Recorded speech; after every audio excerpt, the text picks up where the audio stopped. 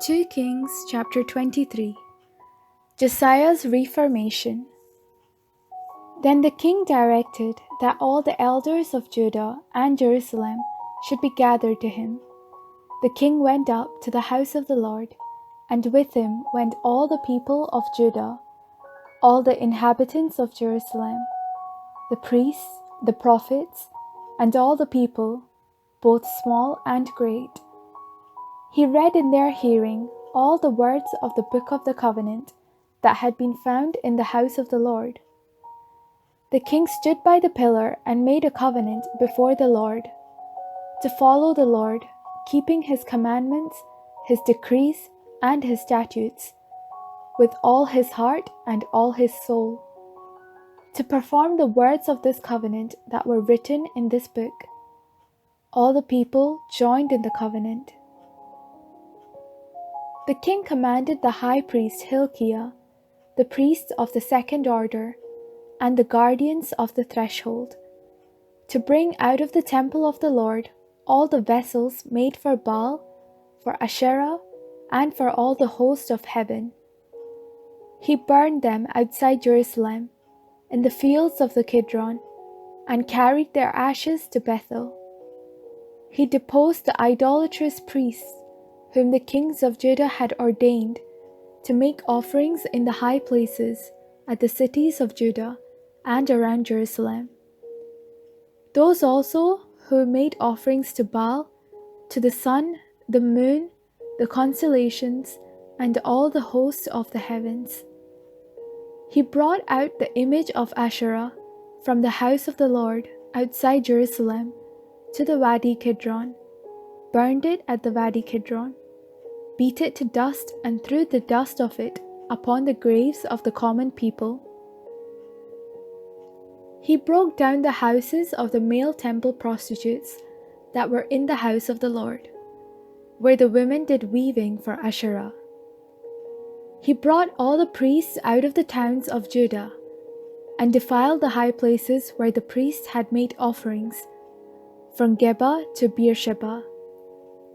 He broke down the high places of the gates that were at the entrance of the gate of Joshua, the governor of the city, which were on the left at the gate of the city. The priests of the high places, however, did not come up to the altar of the Lord in Jerusalem, but ate unleavened bread among their kindred. He defiled Topheth, which is in the valley of Beth Hinnom, so that no one would make a son or a daughter pass through fire as an offering to Molech.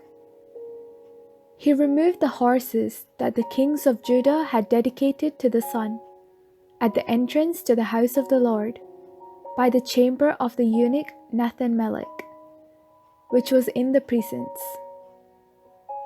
Then he burned the chariots of the sun with fire. The altars on the roof of the upper chamber of Ahaz, which the kings of Judah had made, and the altars that Manasseh had made in the two courts of the house of the Lord, he pulled down from there and broke in pieces, and threw the rubble into the Wadi Kidron.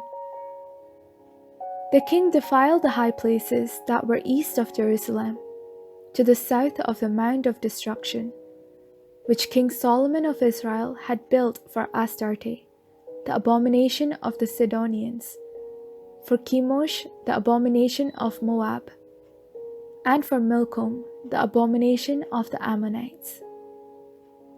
He broke the pillars in pieces, cut down the sacred poles, and covered the site with human bones. Moreover, the altar at Bethel, the high places erected by Jeroboam son of Nebat, who caused Israel to sin, he pulled that altar down with the high place. He burned the high place, crushing it to dust. He also burned the sacred pole. As Josiah turned, he saw the tombs there on the mount, and sent and took the bones out of the tombs, and burned them on the altar, and defiled it, according to the word of the Lord that the man of God proclaimed. When Jeroboam stood by the altar at the festival, he turned and looked up at the tomb of the man of God who had predicted these things. Then he said, "What is that monument that I see?" The people of the city told him, "It is the tomb of the man of God who came from Judah and predicted these things that you have done against the altar at Bethel." He said, "Let him rest. Let no one move his bones." So they let his bones alone, with the bones of the prophet who came out of Samaria. Moreover, Josiah removed all the shrines of the high places that were in the towns of Samaria, which the kings of Israel had made, provoking the Lord to anger. He did to them just as he had done at Bethel. He slaughtered on the altars all the priests of the high places who were there, and burned human bones on them. Then he returned to Jerusalem. The Passover celebrated. The king commanded all the people, "Keep the Passover to the Lord your God, as prescribed in this book of the covenant." No such Passover had been kept since the days of the judges, who judged Israel, even during all the days of the kings of Israel and of the kings of Judah. But in the 18th year of King Josiah, this Passover was kept to the Lord in Jerusalem. Moreover, Josiah put away the mediums, wizards, teraphim, idols, and all the abominations that were seen in the land of Judah and in Jerusalem, so that he established the words of the law that were written in the book, that the priest Hilkiah found in the house of the Lord. Before him there was no king like him, who turned to the Lord with all his heart, with all his soul, and with all his might, according to the law of Moses. Nor did any like him arise after him. Still the Lord did not turn from the fierceness of his great wrath, by which his anger was kindled against Judah, because of all the provocations with which Manasseh had provoked him. The Lord said, "I will remove Judah also out of my sight, as I have removed Israel, and I will reject the city that I have chosen, Jerusalem, and the house of which I said, 'My name shall be there.'" Josiah dies in battle. Now the rest of the acts of Josiah, and all that he did, are they not written in the book of the annals of the kings of Judah? In his days, Pharaoh Necho, king of Egypt, went up to the king of Assyria to the river Euphrates. King Josiah went to meet him, but when Pharaoh Necho met him at Megiddo, he killed him. His servants carried him dead in a chariot from Megiddo, brought him into Jerusalem, and buried him in his own tomb. The people of the land took Jehoahaz, son of Josiah, anointed him, and made him king in place of his father. Reign and captivity of Jehoahaz. Jehoahaz was 23 years old when he began to reign.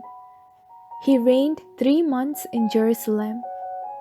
His mother's name was Hamutal, daughter of Jeremiah of Libnah. He did what was evil in the sight of the Lord, just as his ancestors had done. Pharaoh Necho confined him at Riblah in the land of Hamath, so that he might not reign in Jerusalem, and imposed tribute on the land of 100 talents of silver and a talent of gold.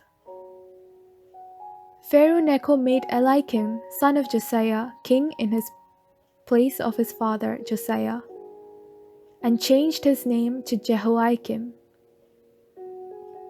He took Jehoahaz away. He came to Egypt, and he died there. Jehoiakim gave the silver and the gold to Pharaoh, but he taxed the land in order to meet Pharaoh's demand for money. He exacted silver and the gold from the people of the land, from all according to their assessment, to give it to the Pharaoh Necho. Jehoiakim reigns over Judah. Jehoiakim was 25 years old when he began to reign. He reigned 11 years in Jerusalem. His mother's name was Zibidah, daughter of Pedaiah of Rumah. He did what was evil in the sight of the Lord, just as all his ancestors had done. This is the word of the Lord.